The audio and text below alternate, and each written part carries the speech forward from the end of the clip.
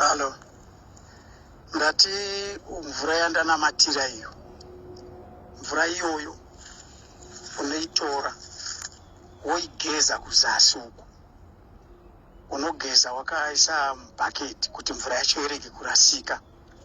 Kana wapedza kugeza unodzorera mvura iyoyo mubhotoro. Mvura iyoyo unoichengeta. Kana wabika chikafu unozodira mvura yemuchikafu chaunopa hazi wako. Ukabika chikafu unoisa mvura iyoyo. Unoita for about 4 days uchishandisa mvura iyoyo.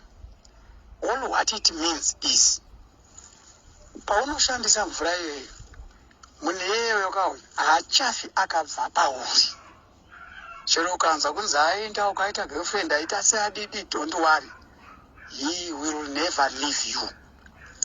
Izvozvo ndo zvichaita kuti agare pauri. Ndaisa miko pana Mwari kuti hazofa akakuramba, achaita zvaunoda iwe. But make sure you do this. Right, that's number 1. Number 2, chitora photo, utore piki yekuzasi uko. Right, unotora piki yebeche nditika zvakanaka. Unotora kufront kwaro wakavhura makumbo bishana.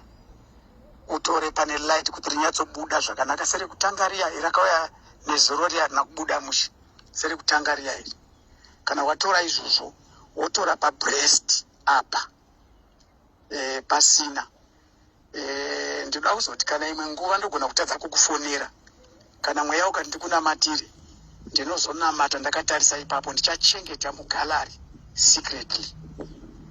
Ndo zvakakosha, saka woita izvozvo. Tikadaro manje tinenge takunda. Ende let's hope ndizoti kana ndakunamata yomira, because chinhu chako chakanaka icho.